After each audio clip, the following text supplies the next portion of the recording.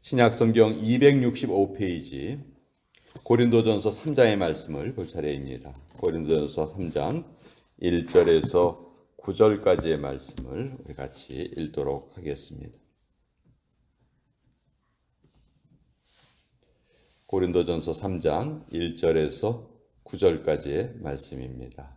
1절부터 읽겠습니다. 시작. 형제들아, 내가 신령한 자들을 대함과 같이 너희에게 말할 수 없어서 육신에 속한 자, 곧 그리스도 안에서 어린아이들을 대함과 같이 하노라. 내가 너희를 젖으로 먹이고 밥이로 아니하였노니 이는 너희가 감당하지 못하였음이거니와 지금도 못하리라. 너희는 아직도 육신에 속한 자로다. 너희 가운데 시기와 분쟁이 있으니 어찌 육신에 속하여 사람을 따라 행함이 아니리요. 어떤 이는 말하되 나는 바울에게라 하고 다른 이는 나는 아볼로에게라 하니 너희가 육의 사람이 아니리요. 그런즉 아볼로는 무엇이며 바울은 무엇이냐?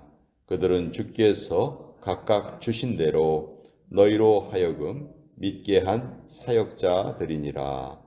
나는 심었고 아볼로는 물을 주었을 때 오직 하나님께서 자라나게 하셨나니 그런즉 심는 이나 물 주는 이는 아무것도 아니로되 오직 자라게 하시는 이는 하나님뿐이니라. 심는 이와 물 주는 이는 한 가지이나 각각 자기의 일한 대로 자기의 상을 받으리라. 우리는 하나님의 동역자들이요 너희는 하나님의 밭이요 하나님의 집이니라. 하나님의 말씀입니다. 아멘. 자, 오늘 이 말씀은 바울이 고린도 교회의 성도들에게 보낸 편지죠. 이미 바울은 고린도 교회를 개척을 하고 이곳에서 한 1년 반 정도 사역을 했습니다. 그리고 이제 고린도 교회를 떠나게 됐죠. 고린도 교회를 떠나서 이제 다른 지역에 가서 그 복음을 전하는데 바울이 떠난 후에 그곳에 이제 아볼로라는 성경 교사가 그곳에 와서 그 고린도 교회 성도들을 가르쳤어요. 근데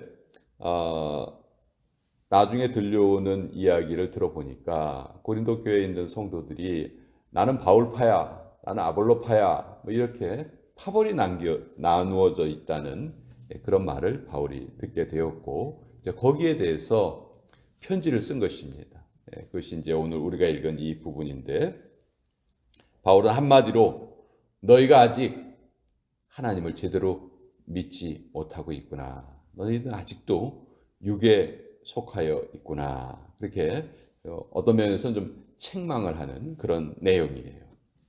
그래서 바울이 내가 너희에게 좀 더 신비한, 더 깊은 그런 영적인 것을 가르쳐야 하는데 그렇게 하고 싶은데 아직은 너희가 그 단계에 이르지 못했다 하면서 그 증거로 제시하는 것이 3절의 말씀이에요. 너희는 아직도 육신에 속한 자로다. 왜 그러냐 하면 너희 가운데 시기와 분쟁이 있으니 어찌 육신에 속하여 사람을 따라 행함이 아니리요. 아직도 고린도 교회에서 하나님보다 사람이 더 중요하게 생각되고 사람에게 파벌이 이루어져 있다 이 말씀이죠. 그래서 4절에 어떤 이는 말하되 나는 바울에게라 하고 다른 이는 나는 아볼로에게라 하니 너희가 육의 사람이 아니리요. 이렇게 바울파, 아볼로파 이렇게 나누어져 있는 거 그것이 바로 너희가 아직도 육의 사람이라는 증거다. 너희가 만약 육의 사람이 아니라면 이런 일이 아예 애초에 일어나지도 않았을 텐데 지금도 사람에게 휘둘리고 있다. 5절에 바울은 사역자의 역할을 아주 정확하게 말씀하고 있어요. 그래서 아볼로는 무엇이며 바울은 무엇이냐? 그들은 주께서 각각 주신 대로 너희로 하여금 믿게 한 사역자들이니라. 뭐 바울파다 아볼로파다 너희들이 이렇게 나눈다고 내가 들었는데 참 너무 우스운 이야기다. 웃기는 이야기다. 그들은 단지 도구에 불과한 존재들이다. 어찌 그 도구에 불과한 존재들에게 너희들이 속하였다고 말을 하느냐. 그들이 하는 역할은 바울은 심었고 아볼로는 물을 주었을 때 이렇게 6절에 나와 있죠. 바울이 이 고린도 교회를 개척한 사람이에요. 아볼로는 바울이 떠난 후에 그 고린도 교회에 와서 또 열심히 하나님의 말씀을 전한 자예요. 그런데 이 바울의 역할이나 아볼로의 역할은 사실 심고 물을 주었지만 하나님께서 너희들을 자라나게 하셨다. 그러니까 가장 중요한 분은 하나님이시다. 교회에서 우리가 어떤 힘 있는 사람에게 영향을 받기가 쉬운데 그건 결코 해서는 안 되는 일이다. 그런 일이 교회 안에서는 벌어져서는 안 되는 일이다. 그렇게 바울이 말하고 있어요. 7절의 말씀이 아주 유명한 말씀이죠. 그런즉 심는 이나 물 주는 이는 아무것도 아니로되 오직 자라게 하시는 이는 하나님뿐이니라. 정말 중요한 말씀이죠. 제가 옛날에 젊은 시절에 청년 시절에 소망교회를 다닌 적이 있었어요. 그곳에서 이제 주일학교 교사가 되기 위한 교사대학이라는 과정을 제가 2년을 배웠는데 그때 이제 곽선희 목사님이라는 분이 이제 사역을 하고 계셨죠. 그분이 참 카리스마가 있으셨어요. 강남 한복판에 있는 교회고 많은 좀 소위 말하는 유력한 자들이 교회에 많이 이제 그 교회에 출석하고 계셨어요. 당시 그 현대건설 그 회장이었던 이명박 씨도 나중에 이제 대통령까지 되셨는데 그 당시에 그 교회에 출석을 하고 있었습니다. 근데 그 교회는 사회적인 지위가 어떻든지 아무 상관이 없이 장로가 되기 위해서는 반드시 거쳐야 되는 한 가지 코스가 있었어요. 그것을 거치지 않고는 아예 그 공천위원회 명단에 올라가지를 못합니다. 그것이 뭐냐면 주차봉사였어요. 그 주차장은 좁은데 많은 차들이 왔다 갔다 하기 때문에 그 주차봉사를 하는 일이 정말 힘들고 어려운 일이었거든요. 땀을 뻘뻘 흘려야 되고. 근데 그 과정을 거치지 않고 장로가 된 분이 한 분도 없어요.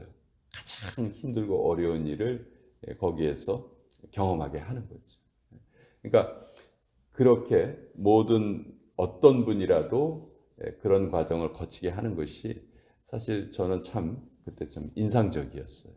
이게 저분이 가신 어떤 그 영적인 리더십이구나 하는 것을 제가 느꼈는데 사람에게 우리가 집중을 하면 아우 저 사람은 사회적인 지위가 저렇게 높은데 교회 안에서도 어떤 대우를 받아야지 우리가 그렇게 생각하기가 너무 쉬운데 사실 하나님의 말씀을 읽어보면 그렇게 행동을 한다는 것이 너무너무 잘못된 것이다 하는 것을 아주 깊이 깨닫게 돼요.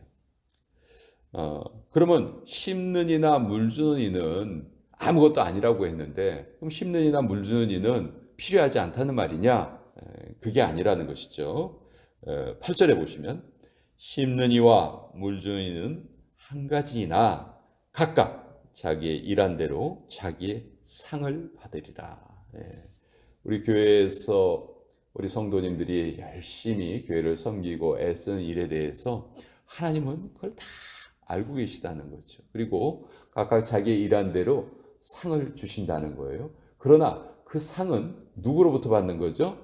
하나님으로부터 받는 거예요. 그러니까 다른 사람의 인정을 구하기 위해서 일을 한다든지 다른 사람이 인정을 안 해준다고 해서 거기에 대해서 좀 섭섭해 한다든지 이런 것은 무엇을 뜻하는 겁니까?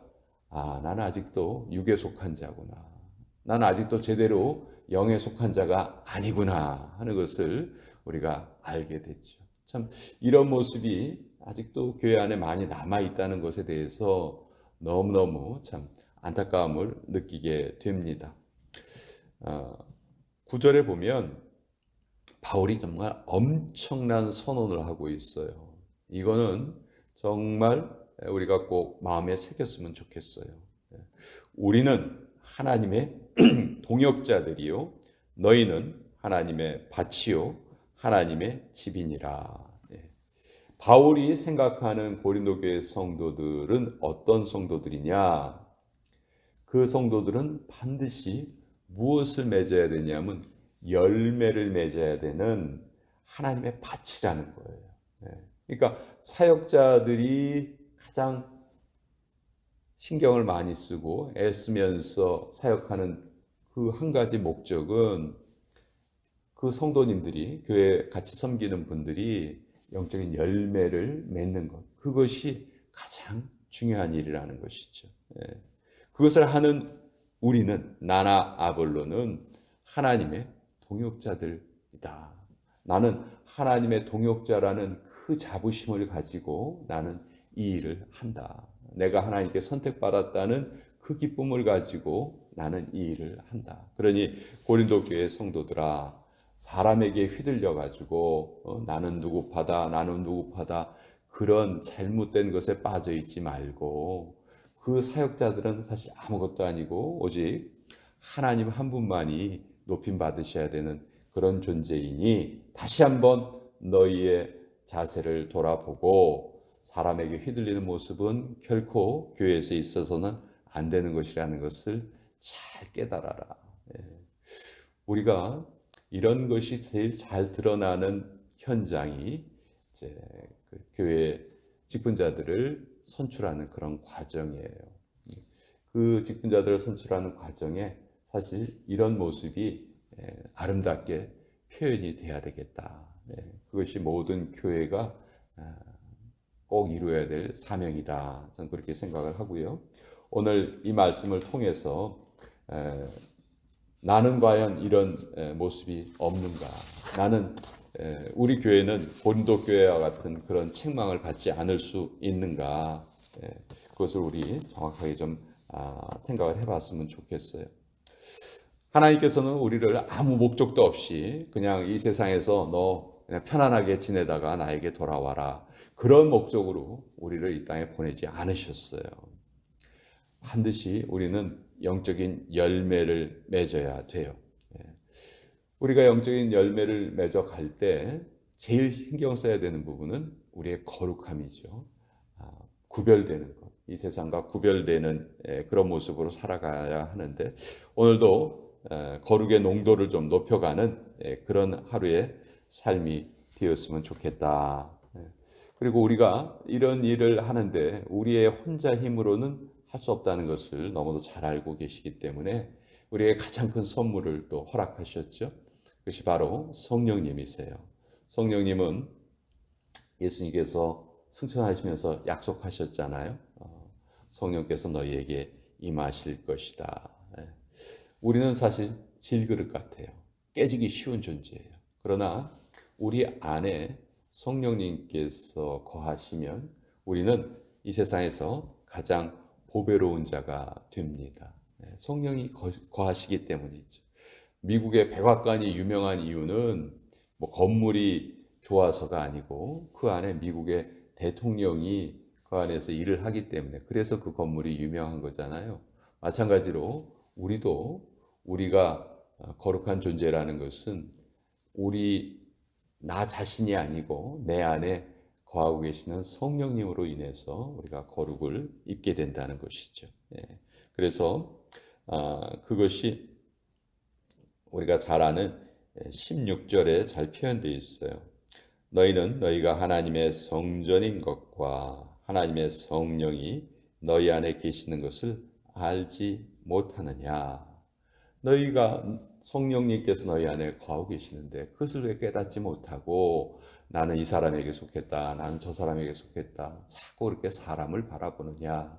그것은 잘못된 너희의 태도다 하는 것을 바울이 아주 진솔한 마음으로 본인이 개척한 교회가 잘 되기를 바라는 그 바울의 마음이 너무도 잘 여기에 드러나 있다. 저는 그렇게 생각을 하고요. 오늘 우리에게도 동일하게 주시는 말씀이다. 사람의 모습에 우리 영향받지 말고 오늘도 모든 것의 주관자 되시는 우리 하나님께만 초점을 맞추고 거룩하게 살아가야 되겠다. 그 생각을 다시 한번 해보게 됩니다.